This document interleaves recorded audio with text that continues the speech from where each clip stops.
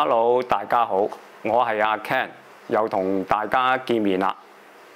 咁連續過去幾集呢，都係講關於心血管同埋降膽固醇藥嘅問題。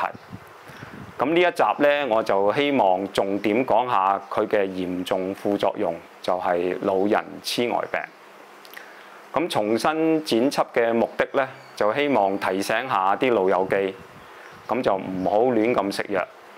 相信同年紀或者超過60歲嘅老友記，就不妨回帶諗下細個嗰陣時，有冇聽過老人痴呆病？嗱，我自己因為住喺一條村，咁鄰里關係係比較好嘅，我就冇聽過有老人痴呆病呢樣嘢。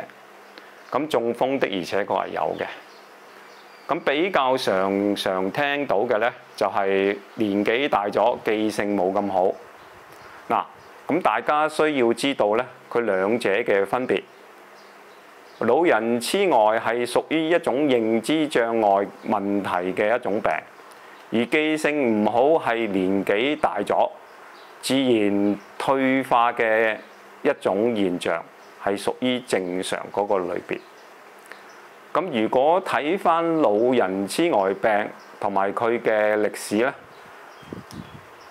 從50-60年前就一直攀升，佢嘅巧合程度呢，就從降膽固醇面世嘅時間係一樣嘅。大家可以去睇返美國病發率嘅圖表，越係普遍服用膽固醇嘅國家呢，老人痴呆病嘅病發率就越高。嗱，首先講下膽固醇嘅重要性。大家要知道，我哋呢個身體係經過好多萬年嘅進化，對有害同埋重要嘅物質呢，係有一套完善嘅管理系統。嗱，好似膽固醇呢一類非常有用同埋珍貴嘅資源呢，身體係會回收再利用嘅。而對於有害有問題嘅物質呢，身體係會即時排出體外。嗱，好似你食咗污糟嘅嘢、有問題嘅嘢，咁你就會肚屙、肚瀉。咁呢個作用其實身體就希望用最短嘅時間將啲有害嘅物質呢係排出體外嘅。試問下，如果膽固醇冇用或者對身體有害，身體又點會去回收再用呢？嗱，膽固醇係維他命 D 嘅原材料，大家可以睇下佢哋嘅化學結構。嗱，左邊嗰個就係膽固醇嘅化學結構，右手邊嗰個呢就係維他命 D 嘅結構。佢哋之間基本上係一樣。如果你細心啲睇呢，係有兩笪地方唔同。膽固醇係基礎嘅原材料。如果長時間服用降膽固醇藥呢，身體就會缺乏維他命 D。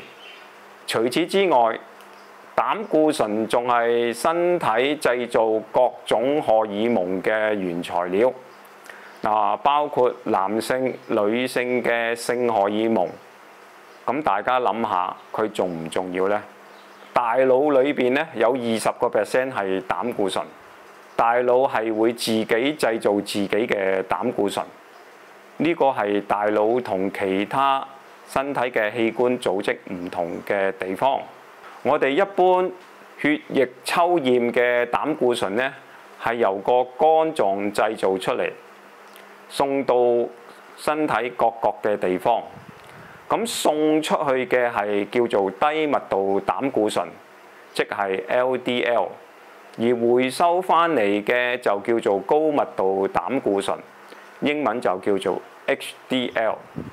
佢哋兩者嘅結構都係膽固醇，咁兩者嘅分別就係分子嘅大細唔同。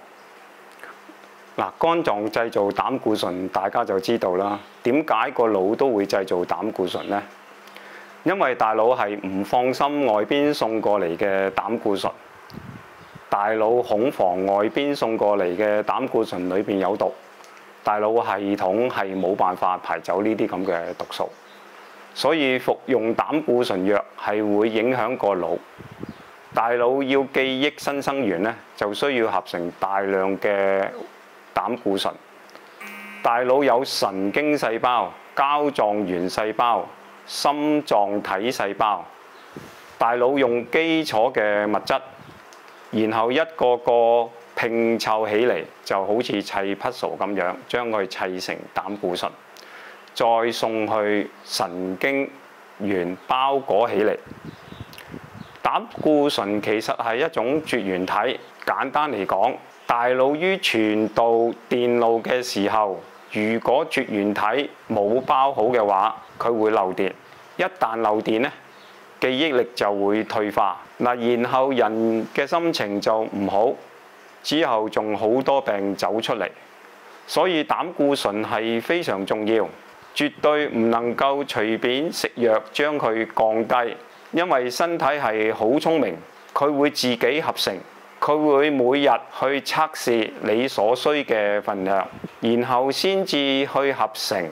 而且每個人嘅身體狀況差異都唔同，所以所需嘅份量都未必一樣嘅。我哋唔係超市裏邊嘅罐頭，因為罐頭嘅高度、重量、包裝都係一樣，所以唔可以用一個標準去釐定每一個人所需嘅膽固醇用量。我哋每個人嘅身高體重都有唔同，有差異。咁點解要用一個標準套用晒所有人裏邊呢？就算高度一樣，着嘅鞋嘅尺寸都未必一樣。我個人認為咧，制定一個膽固醇標準係唔合乎常理，大家可以去諗一諗。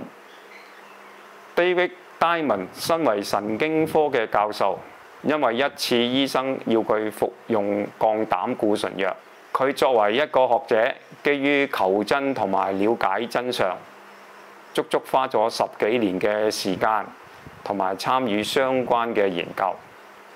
咁由於 David Diamond 係一個學者，所以佢講得出嚟嘅嘢都係有根有據，同埋有論文去支持嘅。咁如果有興趣嘅，可以睇返我之前翻譯嘅片段。除咗 David Diamond 講嘅老人痴呆病之外咧，其實降膽固醇藥仲會令到肌肉疼痛、關節痛，所以好多老人家長時間服用降膽固醇藥之後咧，就會唔願意出門，因為佢哋行都行唔穩。其實降膽固醇藥呢個副作用，美國藥物管理局都出咗副作用嘅警告，但係一般嘅醫生就好少理或者避開唔講呢隻藥嘅副作用。大家要知道，醫生係必須按照醫療指引去行事。如果佢唔依照呢個醫療指引，或者有自己嘅意思同埋諗法，可能連個醫生牌都俾人除埋。好似香港幫我診症嗰位醫生，當佢開降膽固醇俾我食嗰陣時，我曾經問佢呢一隻藥有冇副作用，佢竟然輕描淡寫咁同我講冇乜副作用，同埋好多人都服用緊。咁其實佢已經係犯咗職業操守同埋失德嘅問題。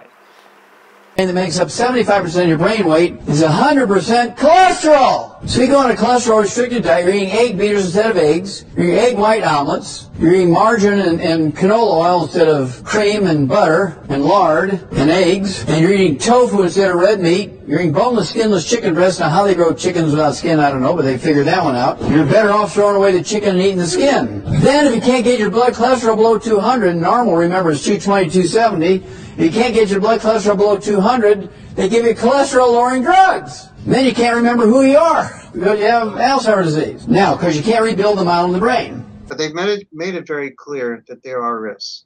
So if we go to the next slide, this is from the American Heart Association making an official statement that statins produce non-serious, reversible forgetfulness in cognitive. How can it be that you can prescribe medication and the person has forgetfulness, and the American Heart Association considers that non-serious? I consider that pretty darn serious. This is a real study. This is not an internet cult.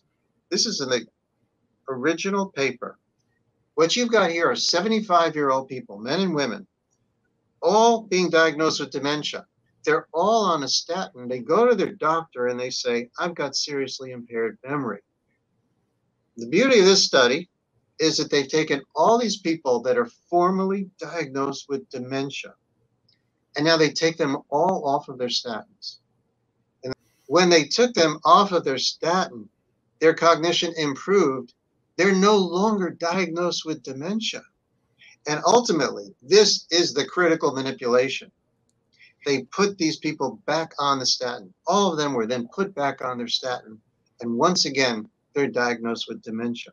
We have an epidemic of Alzheimer's disease. Yes. And we have a very high percentage of our elderly people on statins. This is so important. As a neuroscientist, I look at this. The brain actually produces its own cholesterol. It is so important for the brain to have cholesterol because it uses the cholesterol to produce new brain cells, new synapses, and to make memory. If the brain can't make cholesterol, it can't make new memories. And so a subset of the statins can get into the brain and muck up that machinery, which Absolutely. then causes it to have dementia. And just one other adverse effect, which I think is so important, showing specifically the statins that can get into the brain. So the brain's got some protection called the blood-brain barrier. Not all drugs can get into the brain. It's only the statins that can get into the brain that have been associated with cognitive effects. So this is a paper that we published a long time ago that's been unfortunately largely ignored. But a drug like Lipitor gets into the brain much more easily than Crestor. And Lipitor has a lot more cognitive effects than Crestor.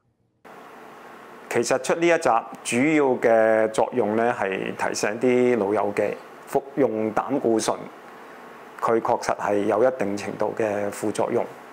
咁當然每一位嘅副作用未必係一樣。咁最終要提醒大家嘅食與唔食係你自己最終嘅決定，但係佢嘅副作用咧就不容忽視。我俾大家睇嘅資料都可以揾到佢嘅出處，並不是亂咁噏。尤其是呢一集講嘅老人痴呆，的而且確同降膽固醇係有關聯嘅。多謝大家。